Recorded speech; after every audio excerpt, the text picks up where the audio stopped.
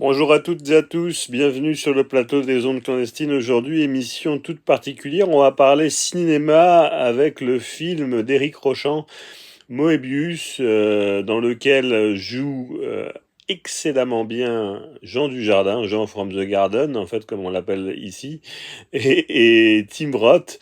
Un film d'espionnage, un film de renseignement, un film d'espionnage surtout et toujours avec une réalité âpre, obscure et sombre, mais avec une note d'espoir, comme vous l'expliquez Jean-François Carracci au micro des ondes clandestines. Écoutons-le. Le film Mobius d'Éric Rochant avec Jean Dujardin et Cécile de France à l'intérieur est extrêmement intéressant.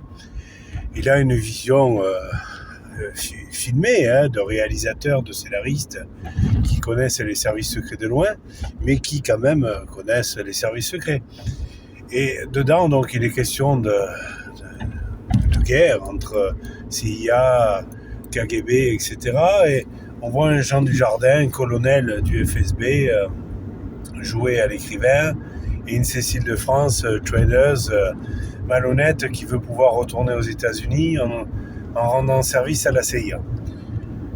Cette histoire de ce Mobius, qui est bien écrite, qui est intéressant, qui est bien filmé, avec une très jolie scène à la fin où Cécile de France et Jean Dujardin se prennent dans les bras dans un dernier câlin, où l'amour est bien là, même si les deux se sont autodétruits à cause justement de leurs services secrets respectifs auxquels ils appartenaient ou auxquels ils étaient honorables correspondants. Ça me rappelle ce souvenir où quand justement j'ai su qui était mon père naturel, j'ai des proches de Basescu, l'ancien président roumain, qui m'ont proposé de rentrer dans les services secrets roumains. Ils m'ont proposé d'être général et de travailler pour le service secret roumain en France. C'était à l'époque où j'étais vice-président du Parti populaire roumain en France, dont le président était Ion Popescu. À l'époque, au même moment, on m'avait dit « On te fera être député européen roumain si tu acceptes de devenir général du renseignement roumain. » Et j'ai dit non. J'ai dit non ce jour-là. En plus, Basescu m'avait fait dire, je connaissais bien Elena Basescu, sa fille, qui était députée européenne également et qui était donc celle notamment par qui l'info est passée. Elle m'a dit on te fera succéder à ton père Michel, qui n'était pas encore mort au moment où on m'a fait cette proposition, puisque cette proposition m'a été faite en 2011.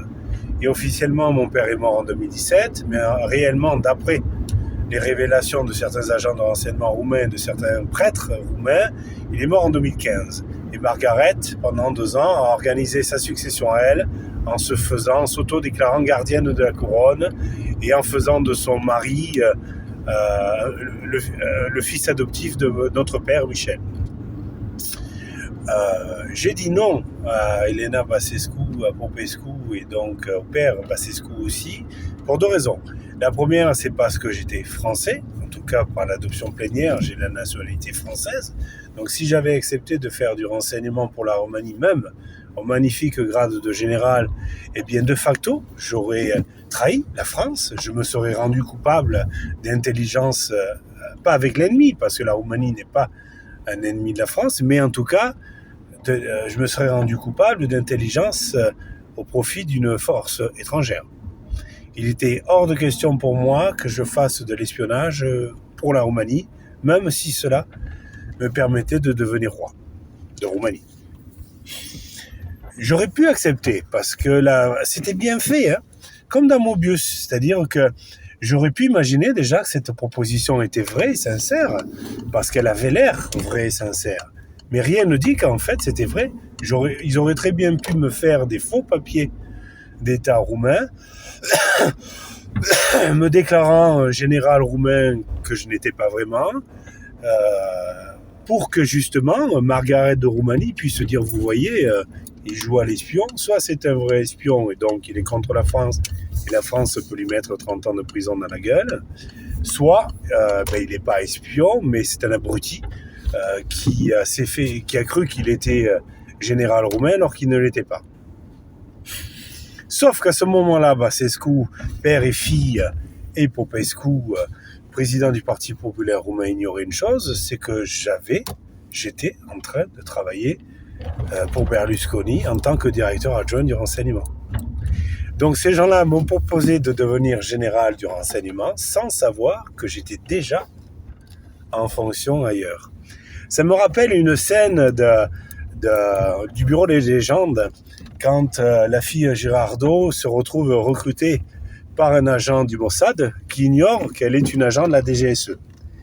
Et le mec se rend compte qu'elle est une agent de la DGSE dans sa chambre d'hôtel à elle parce qu'elle a mis des marqueurs sur sa table de nuit, dans son lit, sur son bureau, pour voir si quelqu'un était venu visiter sa chambre. Et il se rend compte donc qu'elle utilise les méthodes du renseignement. Et là, après, il y a toute une scène où il est question de savoir que fait le Mossad de cet agent. Et le Mossad réfléchit à tuer cet agent de la DGSE pour pas qu'il soit dit que le Mossad ne s'est pas recruté. Ce qui est intéressant dans tout ça, c'est que dans les services de renseignement, quand on a atteint le sommet de l'État, c'est souvent parce qu'on a eu de la chance ou parce qu'on a su tuer ses ennemis. C'est une raison ou l'autre. Parce que le parcours de renseignement, le parcours de soldats, d'officiers, de sous-officiers, d'officiers supérieurs, d'officiers généraux, est une multitude de rencontres bonnes et mauvaises, une multitude de missions bonnes et mauvaises, très, très tranquilles ou pas du tout. Et donc, ce qui est important par rapport à ça, c'est que quand je vois des vieux généraux du renseignement, quels que soient les pays, couler une longue vie tranquille, je me dis, soit cet homme a eu beaucoup de chance, soit cet homme ou cette femme a fait tuer beaucoup de gens.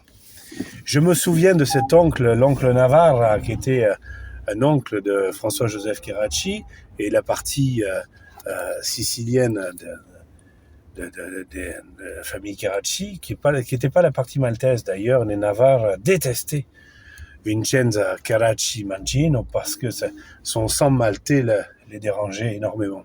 Parce que les Siciliens n'aiment pas les Maltais. Ce sont deux îles qui se détestent depuis très très très longtemps. Pourtant, il y a une grosse communauté italienne à Malte. Mais bon, ça, c'est des histoires entre pays. C'est comme ça, les historiques des nations.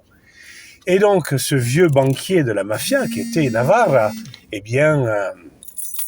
toujours on me disait, et lui-même m'avait dit un jour, avant qu'il meure, tu sais, pour pas que moi je meure, il a fallu que d'autres meurent. Et il était général du renseignement italien. Mimmo Navarre a été, comme le père et le grand-père de François-Joseph Carracci, un homme du renseignement italien. Donc moi, j'ai grandi dans ce monde-là. Donc je suis toujours très intrigué et parfois très amusé de voir comment les autres peuvent comprendre ça et le juger, le jauger.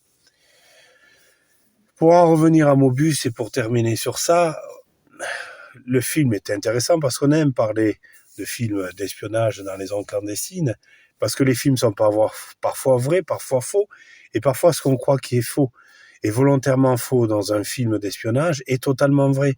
Parce que c'est ça le monde de l'espionnage, c'est vous faire croire une vérité qui est incontestable pour que vous ne croyiez pas un mensonge qui lui-même est totalement faux. Donc quand, soi-disant, Basescu et sa fille voulaient me recruter à leur côté pour devenir général du renseignement, peut-être l'offre était-elle véritable, mais elle m'aurait fait être en situation illégale avec la France que je ne voulais pas. Et si l'offre n'était pas véritable, j'aurais été en porte-à-faux aussi avec la France, parce que je me serais cru un général roumain que je n'étais pas. Ça, ce sont des choses effectives de ma vie, passionnantes, qui sont pour en partie dans mes romans et qui seront pour d'autres parties dans les romans qui suivront. Mais voilà, je vous propose vraiment de suivre la trilogie Georges Cardel aux éditions du Net, parce que la vie qui est la mienne, c'est une vie comme ça. J'ai par exemple été directeur du développement national du bureau d'études d'Etexplan, qui a pour client la DGA, Direction Générale à l'Armement, la DGSE, et de façon moins exotique, on va dire, toutes les directions régionales des affaires culturelles.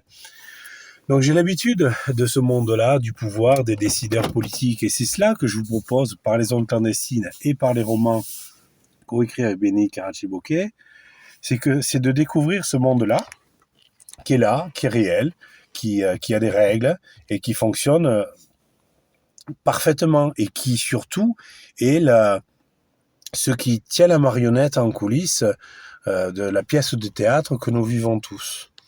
Et ça, c'est pas ce gros mot qui a été inventé, qui est du complotisme. Les affaires d'État sont gérées par des comploteurs, tout simplement. Et voilà, les ondes clandestines, c'est terminé pour aujourd'hui. Merci de nous avoir suivis dans ce monde d'espionnage, de renseignement, de pouvoir et d'intrigue que nous nous efforçons de décrypter au quotidien avec les ondes clandestines. Merci de nous avoir suivis, à très bientôt, au revoir.